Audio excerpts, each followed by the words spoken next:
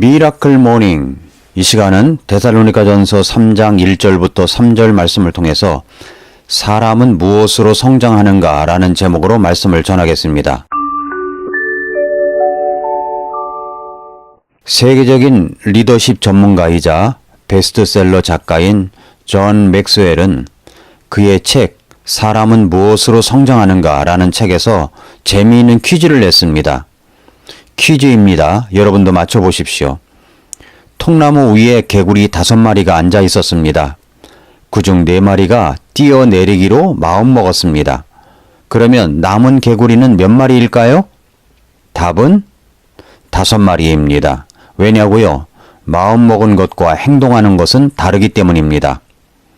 명절, 설날 잘 보내셨습니까?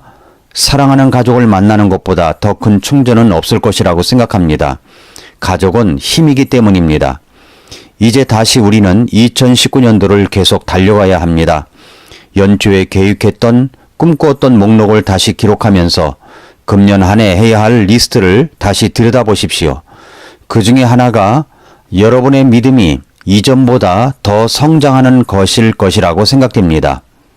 존 맥스웰이 또 말하기를 호박이 땅콩만 할 때 통에 넣어두면 딱 그만큼만 자란다.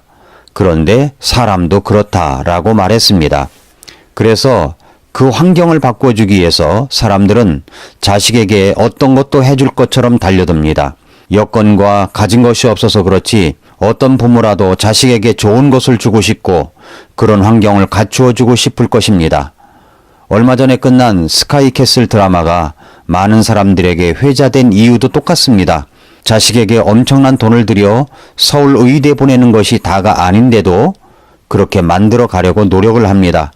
그만큼 부모는 자식들을 통에 넣어두어서 딱 그만큼만 성장케 하는 것이 아니라 더 넓은 통, 환경을 만들어주고 싶어 합니다.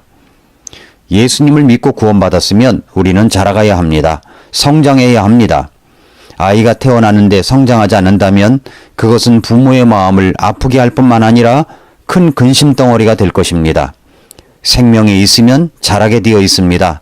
자라더라도 잘 자라가야 합니다.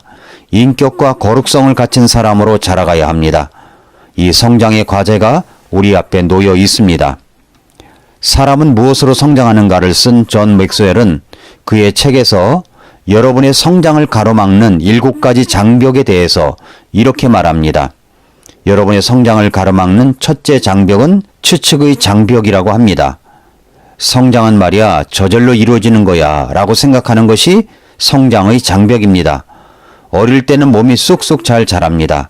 나이가 들수록 키도 자라고 힘도 세지고 새로운 것을 잘하게 되고 난관도 이겨냅니다. 그렇듯이 정신적인 것도 영적인 성장도 이와 같을 것이라고 생각하는 사람들이 너무나 많습니다. 세월이 가면 내 신앙은 저절로 성장하겠지라고 생각하는데 절대로 그렇지 않습니다. 성장하려면 의도적인 노력이 있어야 합니다. 우연히 성장하는 사람은 없습니다. 다른 사람이 대신해 주는 것도 아닙니다. 목표가 분명해야 합니다. 성장의 환경을 갖추어 가야 합니다. 여러분의 성장을 가로막는 2번째 장벽은 지식의 장벽입니다. 어떻게 성장해야 하는지 모르겠다고 합니다. 요즘 제가 드는 많은 생각 가운데 하나가 지금 알아가는 것을 그때 젊을 때 40대 때 알았더라면 얼마나 좋았을까 하는 생각입니다. 많은 사람들은 실패와 좌절을 경험하고 나서야 무언가를 깨닫습니다. 어떤 경우는 우리의 지식이 부족해서 정보가 부족해서 깨지고 넘어지고 무너질 때가 얼마나 많습니까? 의도적으로 성장을 위한 계획을 세워 하나씩 알아가고 습득해 가는 것이 있어야 합니다. 여러분의 성장을 가로막는 3번째 장벽은 시간의 장벽입니다. 아직은 때가 아니야 라고 생각하는 것입니다. 성장해야 한다는 것은 알고 있는 것 같습니다. 그런데 아직은 때가 아니라고 생각하고 자꾸 성장을 위한 의도적인 계획과 실천을 뒤로 미루고 있습니다. 가만히 있으면 결코 앞으로 나아갈 수 없습니다. 지금이 성장할 시간입니다. 지금입니다. 여러분의 성장을 가로막는 4번째 장벽은 실수의 장벽입니다. 실수하면 어쩌지? 라는 생각을 갖고 있습니다. 완벽주의자, 자존심이 강한 자, 이런 분들이 성장 과정의 실수를 용납하지 못합니다. 그러나 성장하다 보면 넘어질 때도 있고 실수할 때도 있는 법입니다. 오히려 그런 많은 실수들이 자신을 강화시킬 수 있습니다. 야구 선수들이 타석에 들어가면 모두 홈런을 때리고 안타를 칩니까? 아닙니다. 타율이 완벽한 사람은 아무도 없습니다. 10번 타석에 나가서 3번만 안타를 쳐도 3할 때의 훌륭한 선수라고 여깁니다. 7번은 실수했다는데도 말입니다. 그러나 3번을 귀중하게 봅니다. 내가 성장 과정에 7번, 8번을 실수했다고 하더라도 2번 이상만 성공해도 타율이 좋은 선수로 여겨질 수 있습니다. 실수하면 어쩌지 라는 생각을 버리고 실수해도 넘어져도 다음 타석을 바라보고 힘껏 내달리면 됩니다. 여러분의 성장을 가로막는 5번째 장벽은 완벽의 장벽입니다.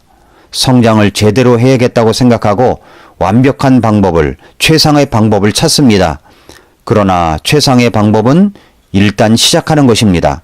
내가 가는 목적지가 안 보인다고 시동도 안 걸 겁니까? 일단 시동을 걸고 출발을 해야 목적지를 갈 수 있습니다. 계속 그 길을 가야 목적지에 도착할 수 있습니다. 신앙 성장도 마찬가지입니다. 여러분의 성장을 가로막는 6번째 장벽은 영감의 장벽이라고 말합니다. 영감의 장벽이란 내가 그럴 기분이 아니야 라고 말하는 것이죠. 동기부여가 안 되었다고 말합니다. 동기부여가 내게 일어나기까지 시작할 수 없다고 생각하는 사람들이 있습니다. 일단 시작하고 나면 동기부여가 뒤따라올 수 있습니다. 그래서 심리학자 제롬 브루너는 말하기를 기분이 행동을 일으키는 것이 아니라 행동이 기분을 일으키는 것이라고 말했습니다. 그러니까 지금 당장 여러분의 성장을 위한 시동을 걸어야 합니다. 여러분의 성장을 가로막는 7번째 장벽은 기대의 장벽이라고 말합니다. 이 말은 내가 성장하기 위해서 시작은 했는데 이것보다는 쉬울 줄 알았다고 생각하는 것입니다. 성공한 사람들을 보면 누구도 순식간에 성장한다고 힘들이지 않고 정상에 오를 수 있다고 생각하지 않았습니다. 성장은 저절로 이루어지는 것이 결코 아닙니다. 유감스럽게도 준비 기간이 너무 오래 걸리고 있습니다. 아직도 출발을 못한 분들이 있습니다.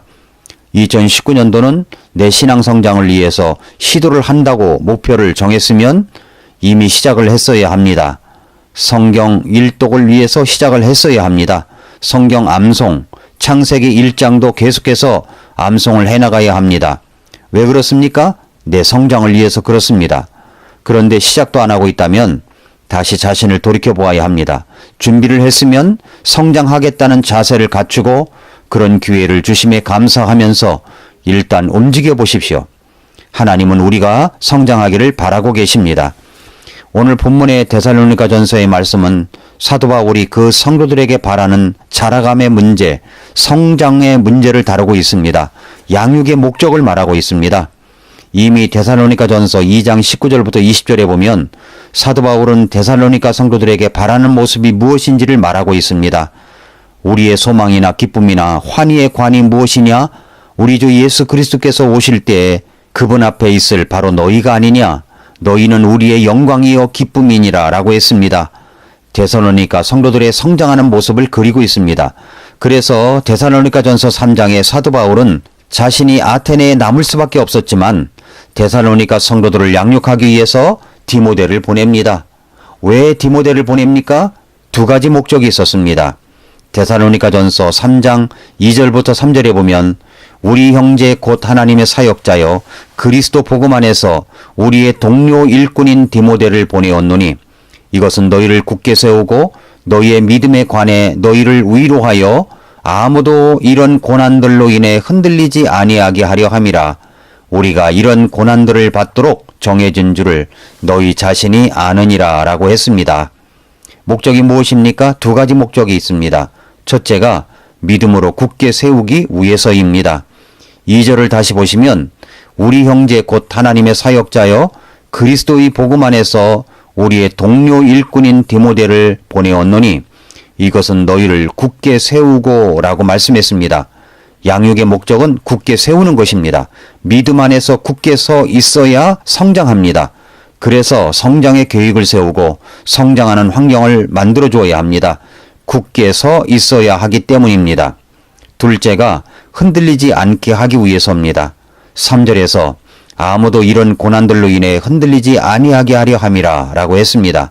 고난은 우리를 흔들어 놓습니다. 그래서 좌절하게 만들고 낙심하게 만들고 주저앉게 만들고 포기하게 만듭니다. 이것이 고난입니다. 그런데 고난이 온다고 하더라도 흔들리지 않기 위해서 할 수 있는 것은 내가 성장하는 것입니다. 내 믿음이 자라가는 것입니다. 그러면 어떤 고난 속에서도 흔들리지 않고 견고하게 더 잘 자랄 수 있습니다. 사도 바울은 데살로니가 성도들이 믿음 안에서 잘 성장하는 것을 돕기 원했습니다. 그래서 3장 10절에 보면 우리가 밤낮으로 넘치도록 기도함은 너희 얼굴을 보고 너희의 믿음에서 부족한 것을 완전하게 하려 함이라 라고 했습니다. 밤낮으로 기도합니다. 그리고 그들의 믿음에서 부족한 것을 완전하게 해 주려고 하고 있습니다. 그들이 잘 양육하여 성장하게 하려는 것입니다. 사랑하는 성도 여러분, 애청자 여러분, 저는 말씀으로 매일 여러분에게 방송하면서 여러분의 성장을 돕고 있습니다. 그렇다면 여러분도 성장의 환경을 만들어 주어야 합니다. 말씀을 듣지 않고 믿음이 성장하겠습니까? 예배에 올바른 태도를 가지고 참석하지 않으면서 믿음이 성장하겠습니까? 우리의 성장의 환경을 가로막는 모든 요소들을 거두어 버리고 잘 성장할 수 있는 환경을 만들어 가십시오. 저는 사도 바울이 데살로니가전서 3장 13절에서 말씀한 것처럼 이 방송을 듣고 계신 성도님들과 애청자 여러분을 향한 마음이 똑같다고 말씀을 드립니다. 이것은 그분께서 우리 주 예수 그리스도께서 자신의 모든 성도들과 함께 오실 때 하나님 곧 우리 아버지 앞에서 너희 마음을 거룩함 속에서 흠잡을 것이 없게 굳건히 세우시게 하려 함이라 라고 했습니다. 사람은 무엇으로 성장합니까? 하나님의 말씀과 기도로 성장합니다. 그래서 하나님 아버지 앞에서 마음을 거룩함 속에서 흠잡을 것이 없게 굳게 세워가게 하는 것입니다. 금년 한 해 더 성장하고 믿음이 자라가는 여러분들이 되시기를 축복합니다. 그래서 오늘도 미라클 모닝입니다.